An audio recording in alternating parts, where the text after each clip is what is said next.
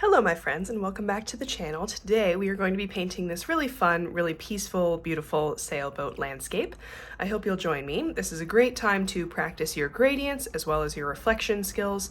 This is just a great painting for beginners / intermediate watercolor artists. This is a little bit of a challenge, but you can totally do it regardless of your skill level. Before we jump into it, I do just want to say, make sure you're subscribed to the channel, make sure you like and comment on this video. It really helps me out a lot. If you'd like to support me as an artist, you can check out the links in the description of this video. I've got my book, Watercolor Wanderlust, my new book, Watercolor Bootcamp, coming out in January. Pre-orders are open now for that.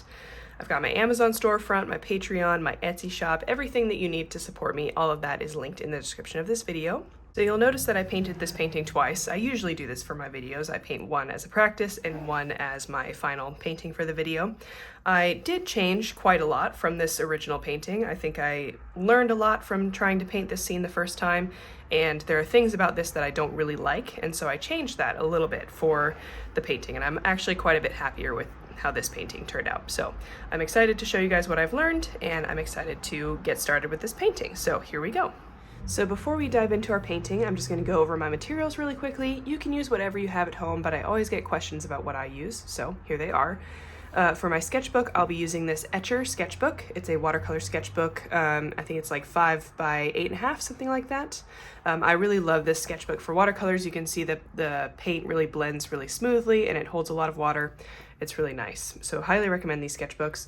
My watercolor set is from Artistro. This is the one that I helped design. That's my name right there. And it comes with 24 colors and a mixing pan at the top. It does come with 2 brushes as well, but I'll be using my own brushes for today. So I'll be using this paint palette here. This palette is linked in the description of the video if you want to check it out. It is only available in the US right now, so if you're international, then you probably won't have access to it, but if you're in the US and you're interested in a new watercolor palette, highly recommend checking it out. My brushes for today are these 3. I'm going to use this 10 round from Princeton Neptune, this 4 round from Princeton Neptune, and then this little cat's tongue #1 brush from Christy Rice. This one holds a little less paint because it's more of a mixed media brush, and I like that for details because it gives you a little bit more control. And it has a nice point on it, so it's perfect for adding these fine details on the sailboat.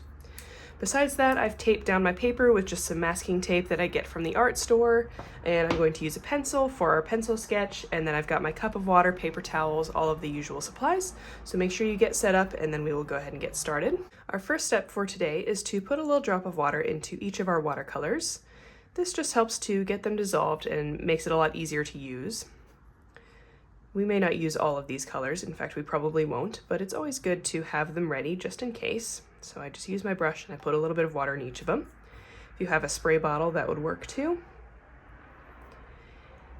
And once you've done this, we'll just let them sit while we do our pencil sketch. The reference photo for our painting today is linked in the description of this video, so if you'd like to use it in conjunction with the video today, that would be lovely. That's always helpful to have the reference photo. For our pencil sketch today, I'm going to sketch in the horizon line, which I would like to have a little bit above halfway up the paper. So I'm using a ruler. My painted area is going to be 7 inches, and I'm putting my horizon line at 3 inches from the top. So I mark a little space on each side, and then I just connect them with my ruler. And there's my horizon line, perfectly straight. That's what we want when we're painting water scenes. The other thing I'm going to sketch in is the sailboat. You'll notice as well I cropped in the reference photo, so I made it vertical and I just focused in on the sailboat. You won't see that if you click on the link to see the reference photo, but you can do that on your own. You can just crop it in. But I'm going to sketch the sailboat here. It's just a little bit below the horizon line, and we're going to start with just the shape of the hull, which looks something like that. Doesn't have to match exactly, just needs to look something like a sailboat. Try and make the bottom as flat as possible. And then you can add just a little bit of extra stuff above the hull for the cabin of the sailboat there. And then we've got the mast. I'm going to use a ruler because of who I am as a person, but you don't need to. And the mast goes just about to there. We're going to make sure that's relatively straight.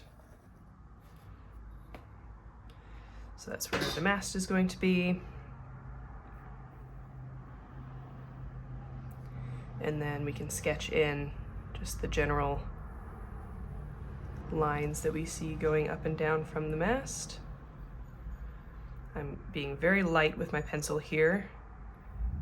No super serious marks yet.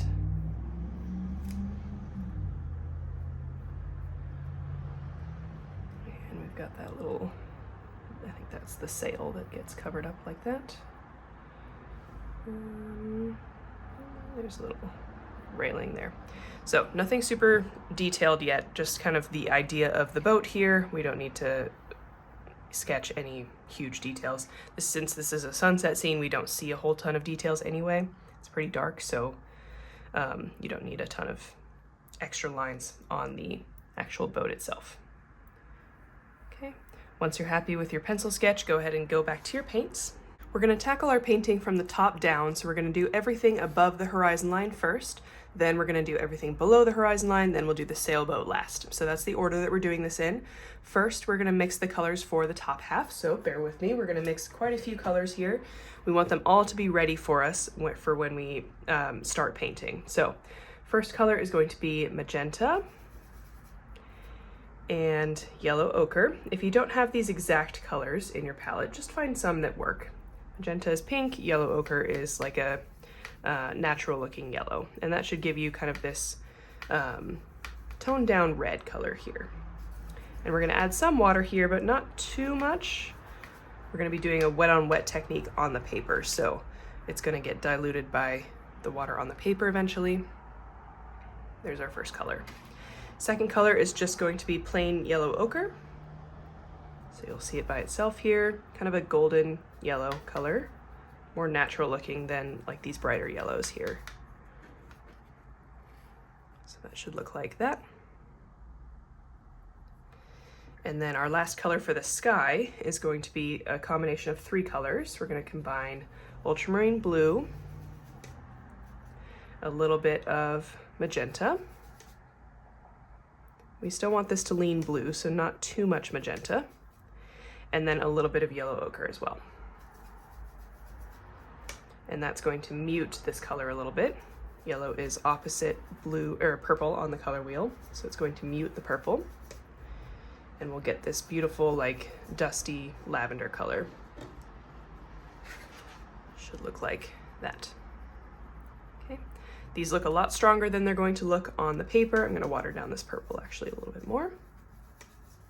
And one thing to note about this scheme of colors here, you'll notice that yellow ochre is involved in each of these colors. That helps to harmonize this color palette a little bit. It's called a mother color, and it helps to make all of the colors look like they belong together on the painting. So that's always a good trick to use if you're painting anything really, to have one or two colors that kind of run throughout all of your color mixtures.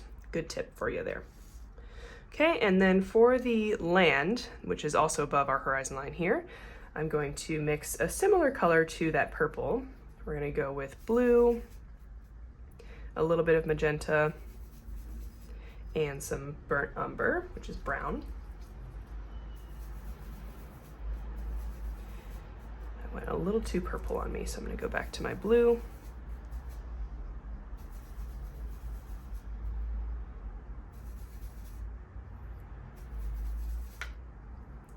And just kind of noodle with it until you come up with a color that you like. I think I'm going to go with that. See how that looks. I like that. I'm going to water that down a little bit. And then what I'm going to do is take some of it to this other pan, same color, just taking some of it over, and then adding even more water to that here. So I'm making two versions of the same color. One is more watered down than the other. So that one should look like this. You can see how we have two tones there. I might even add just a little extra blue to this one, just to change it a little bit. There we go. All right, so grab those 5 colors, and then when you're ready, meet me back on our paper. So when I'm painting water scenes, I like to put a little bit of masking tape at the horizon line here. It just helps to keep that horizon line perfectly straight without having to paint it perfectly straight. So I'm just putting a piece of tape right below that horizon line that we sketched before and pressing down the edge with my thumbnail so I don't get any leakage underneath. Okay. Okay, so for this step, we're just focused on everything above the tape. Nothing below the tape matters right now. We're just focusing above the tape. So to start, I'm going to put down a layer of water on everything above the horizon line here, using a large brush. And I'm tilting my head, making sure I can see the light reflected off the water, making sure I'm covering the whole thing.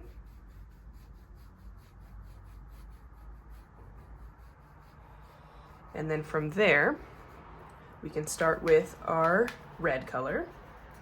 This is going to go at the horizon line and about a third, maybe a little bit more like halfway up this section here, using horizontal brush strokes.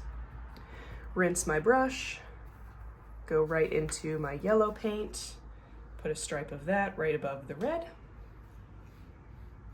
like that. And then we'll go into the purple. And we'll put this at the top and work it down into the yellow here. You'll get a little bit of a muddy color where those two mix together, but honestly, it won't be that obvious. Okay, you can use a dry brush to take away parts where there is excess paint.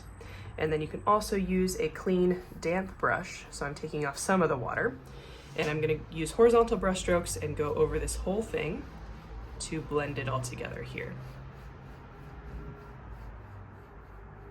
You can do that a couple of times if you'd like, until the colors are blended together as much as you want. If you lose any of the colors, you can always go back to the paint on your palette and put more in.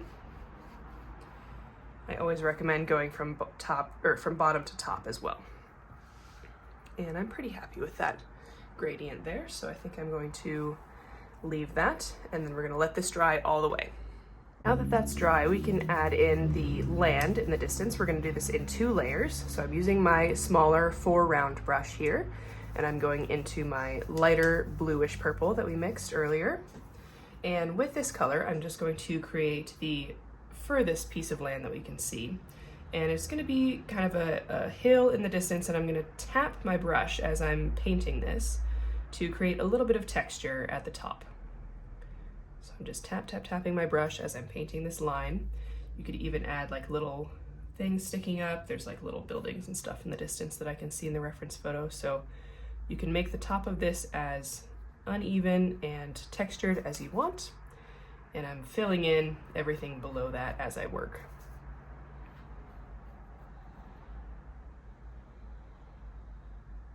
And I'm just trying to create kind of an interesting outline there. So not straight across, just trying to create some interest. Okay, and once you've done that, let that dry completely. So now I've switched over to that darker color, and we're gonna do the same thing, just add one more layer underneath that first one, doing the same kind of textured tapping of the brush to create an interesting outline there. I'm trying not to mirror what's above exactly. I'm trying to make it a little bit different. So going up when the top one is going down, adding little pockets of just straight across lines. Maybe that just comes up to meet the other one there, I don't know. You can make it your own.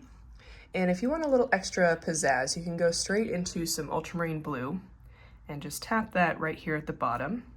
It might not look like much now, but it will show up as just a little bit of color variation and like little buildings or houses down there by the water line. All right, let that dry all the way. Once you've dried that layer, you can take off the tape as well. The hairdryer helps to heat up the tape. It makes it not rip the paper, so I can pull it off smoothly like that. And we're gonna mix our colors for the bottom half. For the bottom half of this painting, it's a very similar color scheme to the top, so I'm just going to refill some of these colors just to make sure I have enough. So again, this was magenta and yellow ochre. This one was just yellow ochre. And then the purple is going to be the same color scheme, just a little bit darker. So magenta, ultramarine blue, and a little bit of yellow ochre, and just a little bit less water this time.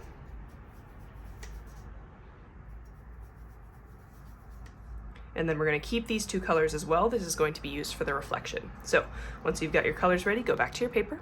We'll be using a very similar technique for the bottom half of the painting. So we will start with putting a layer of water into the bottom half of the painting. I'm going to bring this water just up to the horizon line here. You might get a little bit of leakage of that purple color into your water, but that's okay. Just adds a little interest. And we're going to make sure we've got a good layer of water down here. And then we're going to do a reverse gradient from what we did on the top. So we're starting with red, and that's going to go here at the horizon line. Reflections are always a mirror image of what's above, so we're going to go red, then yellow, then purple.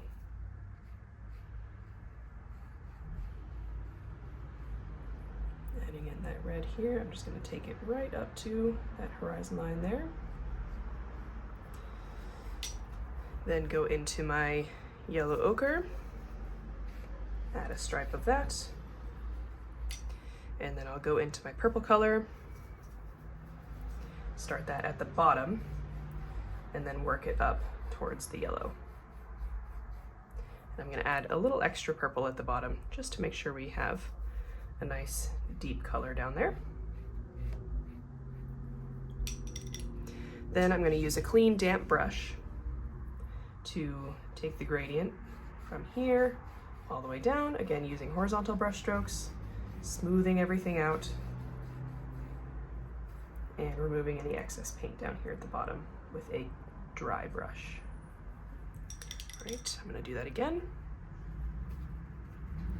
Clean damp brush from the top, horizontal brush strokes all the way down to the bottom.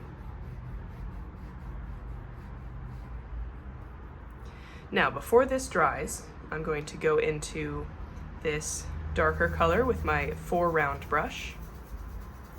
I'm going to load up my brush, then take a little bit of paint off, like this, on my paper towel. And then down here at the bottom, we're going to add some water, some like little wave brush strokes. So I'm just using a press and drag motion to just add like the little textures of water down here. Try not to overdo it. Don't need to add too many, and I'm not bringing them up very far. They're mostly sticking around in this purple section.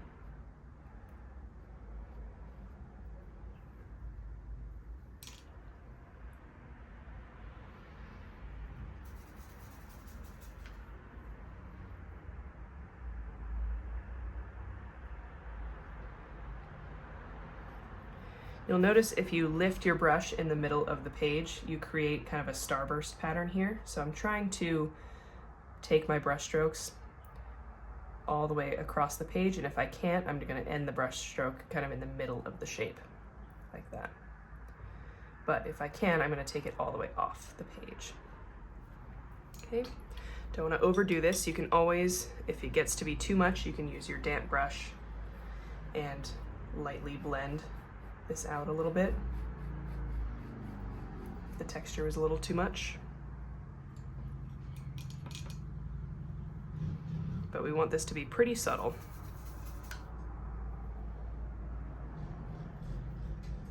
You can also use a dry brush to lift some extra pigment if you want to. These are all your options. Feel free to do whatever you feel is best, and stop when you are starting to overwork it a little bit, which is kind of what's happening to me right now. So I'm going to re-blend that just a little bit, and I'm going to call that good. All right, let it dry all the way. So now going into this same darker purple color from the hills back here, we're going to add the reflection in the water of the hills. So I'm just going to add a little bit of water to this color just to lighten it up slightly. And I'm using my 4-round brush, and I'm going to, again, just take off a little bit of the paint on my paintbrush here just to give me a little bit more control. And sorry, I'm going to have to turn this just a little bit so I can do this correctly. So we're going to leave a little gap between the horizon line and where we put this reflection That's kind of where the water's disturbed in the distance there, and the reflection just doesn't show up. And we're just going to use horizontal brush strokes, bring everything across, and start filling in this section here. And as we get kind of to the sailboat, we're going to start leaving some areas blank. So I'm just using the horizontal brush strokes and allowing the brush to skip the paper.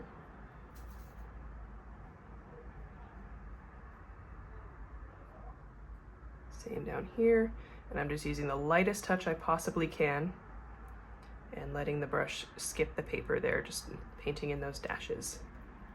Same thing over here.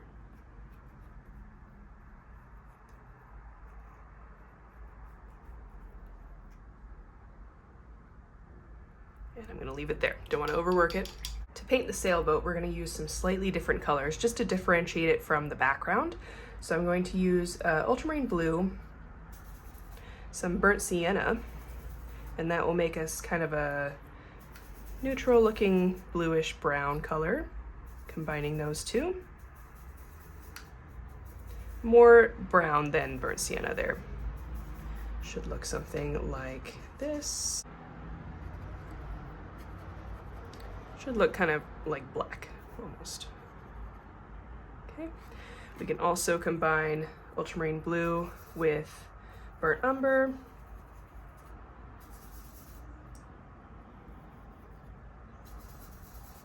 Add a little water to that and we'll get more of a gray color. I think we'll use these two colors. So starting with, I'm using my cat's tongue brush now, my smaller brush. Switch over to your detail brush if you have one. I'm just going to carve out the shape of the hull here. I've kind of lost my pencil sketch a little bit in the painting, so I'm just gonna do my best to figure out what it's gonna look like here, using the reference photo as a guide.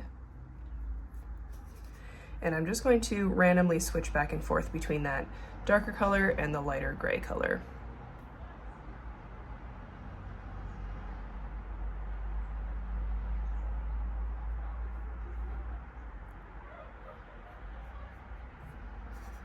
Just filling in the shape here.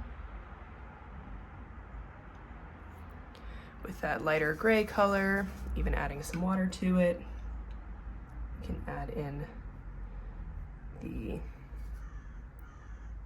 cabin of the sailboat up here, just some random shapes that I'm building in right there. We can go back to the darker color and add in the mast. This is the sketchy part. You gotta really have control of your painting, so I'm gonna turn mine a little bit. This is always good to turn your painting in a way that fits your hand so that you can get the smoothest lines possible.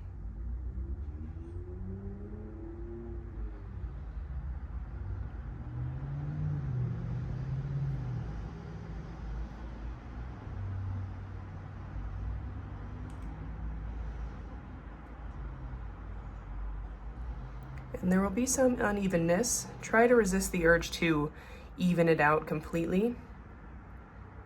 You'll end up with a really wide mast, and you don't want that. You want it to be fairly thin. It's not very wide. Add in the little supports here.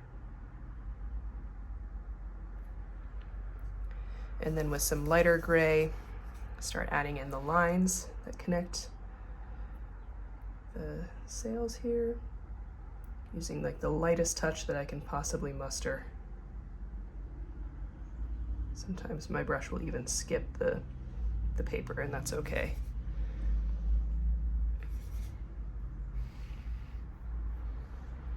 We've got the little mast cover here, or something like that.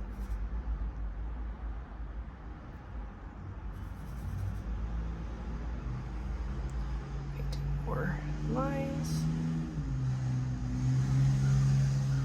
So you can see as I'm painting this line, I'm skipping parts of the paper, like there.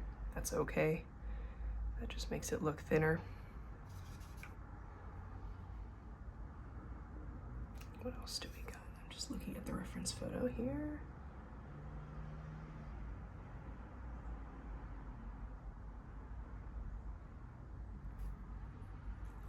We've got a railing, paint in the railing.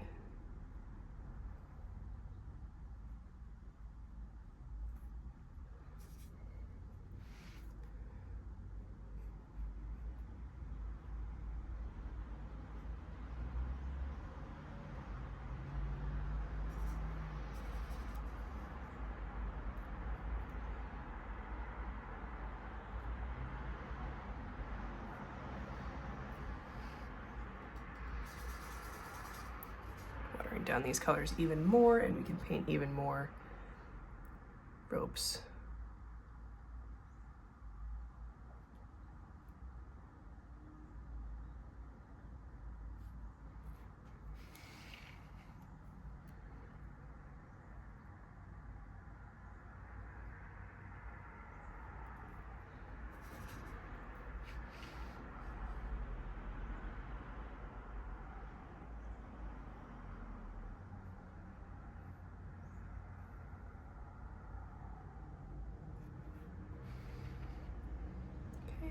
I think I'm going to stop there. We've got a little buoy sitting out there I just noticed on the water, so I'm adding a little bit of red to one of these colors. Just add a little alizarin crimson. And we've got a little buoy like right here. So I'll just paint a little semicircle.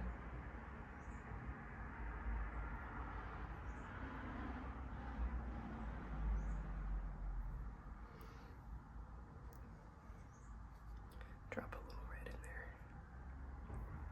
All right. And you can keep adding details on this boat as long as you want. But sometimes you do end up in the overworked territory, so make sure you're paying attention to what it's looking like.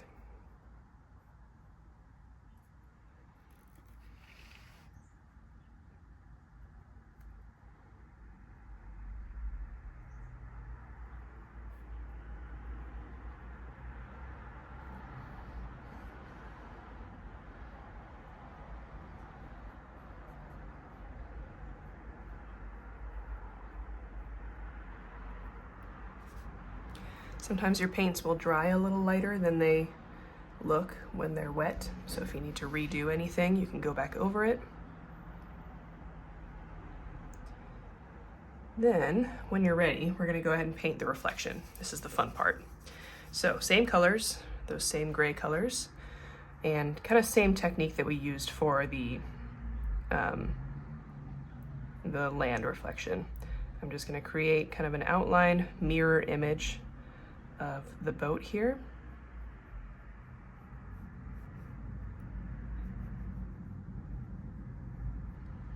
Using horizontal strokes, kind of dashes here.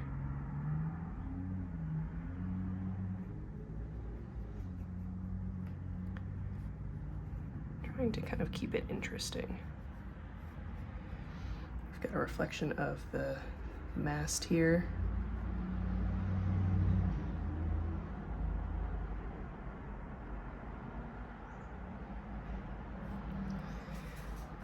You can always go over that again if you need to deepen the color.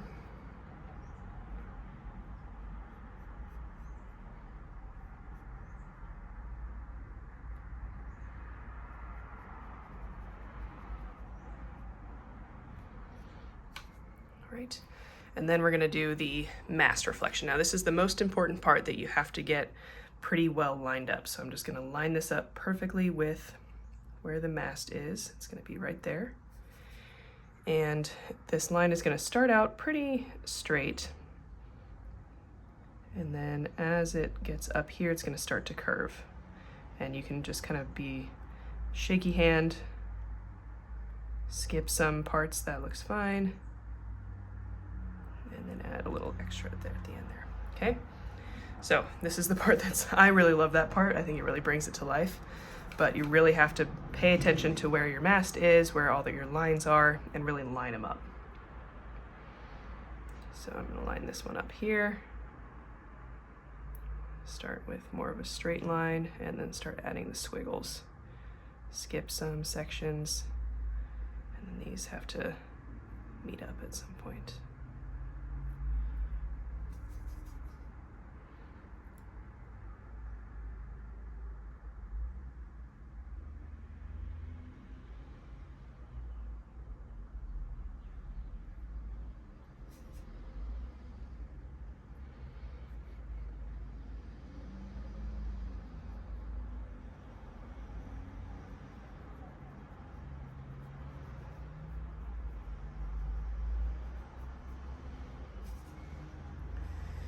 Got some very thin lines over here, so we're gonna use the lighter gray to paint in the reflections of these. And I'm just skipping some parts, just using the lightest touch I can. Make sure we paint in the buoy reflection here too, same thing, just skinny lines.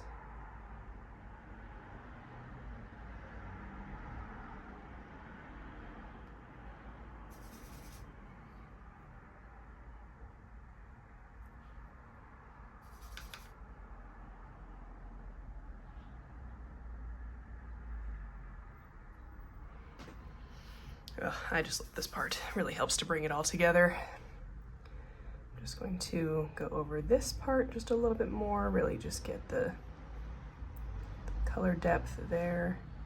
But we don't want to overwork this either. We want to make sure we're paying attention.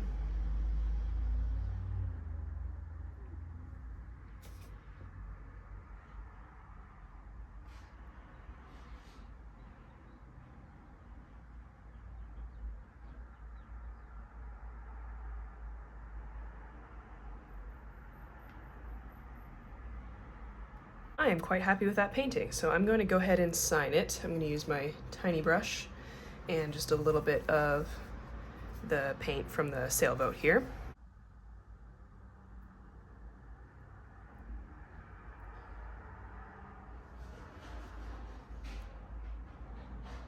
And we can go ahead and take off the tape. So remember, if your tape is peeling your paper, you can always heat it up with a hairdryer first. That helps the glue warm up, it helps it release the paper, keeps it from tearing. You can also just experiment with different tapes. Some of them do better than others. I usually find that the art store ones do okay. So if you get your masking tape from an art store, you should be good.